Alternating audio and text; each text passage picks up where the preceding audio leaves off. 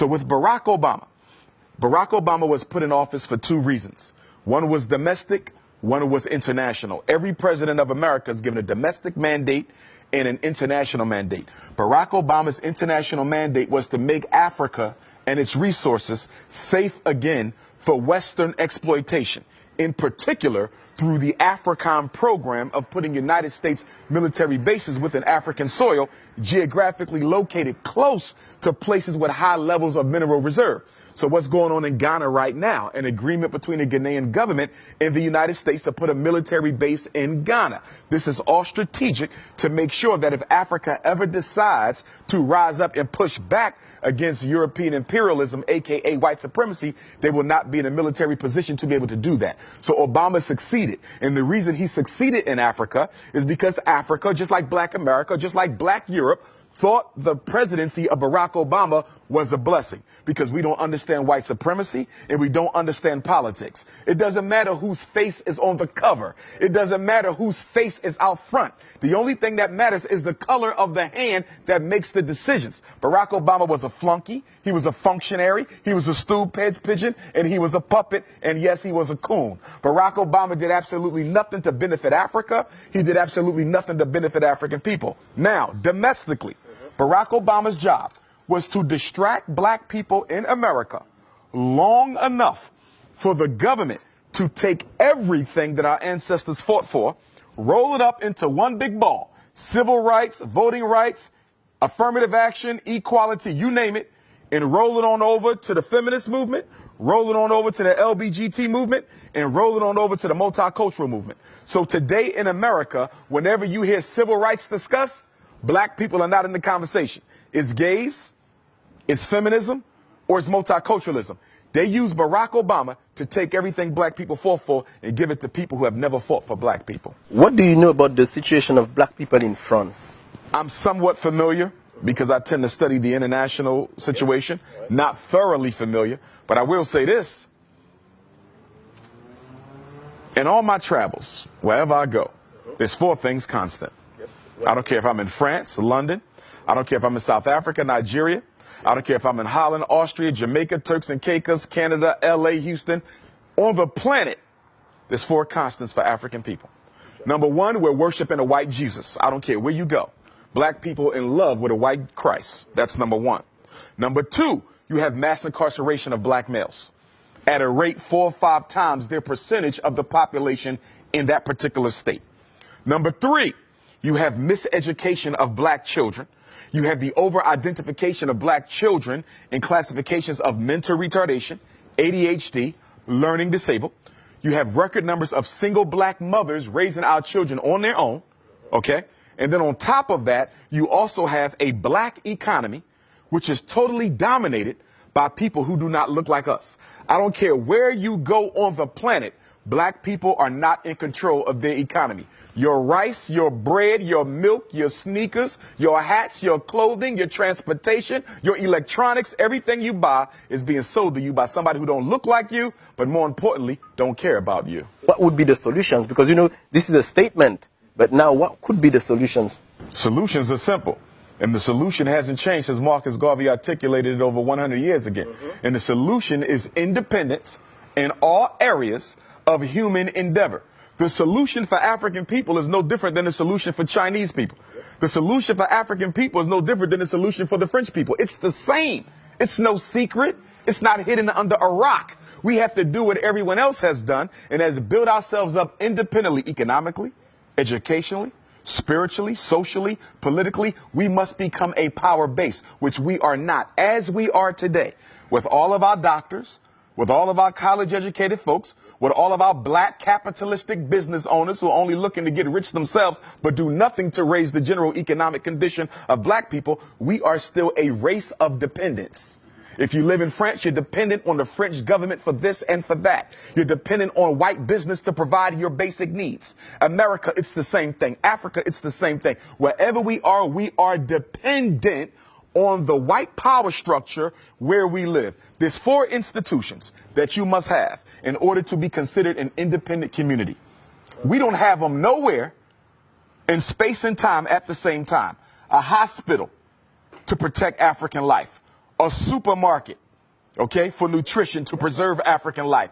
Education, to prepare the next generation of African children for the role that they must play in the freedom struggle. And number 4, a bank to finance the building of infrastructure and institutions and organizations and programs where we live. You cannot find those 4 things totally owned by African people anywhere on the face of the earth, but we will call ourselves free. There's 2 types of freedom. There's a F-R-E-E-D-O-M and there's an F-R-E-E-D-U-M-B. White people have the freedom. We have the freedom because we're too politically uneducated to recognize that it doesn't matter if you can drive a Mercedes. It doesn't matter if you can live in a white suburb. It doesn't matter if your black child can go to a white school. At the end of the day, what do you control? What do you own? What do you produce? What do you distribute? Marcus Garvey said, a race without power and authority is a race without respect. A race that doesn't respect itself automatically forfeits the respect of other people. So you say, where did we begin? 2 things. Education and economics. It's going to be hard to break the psychological chains of slavery as long as just about everyone in this room went to a white school to get their education, a white public school to get that education. And what is the function of public education?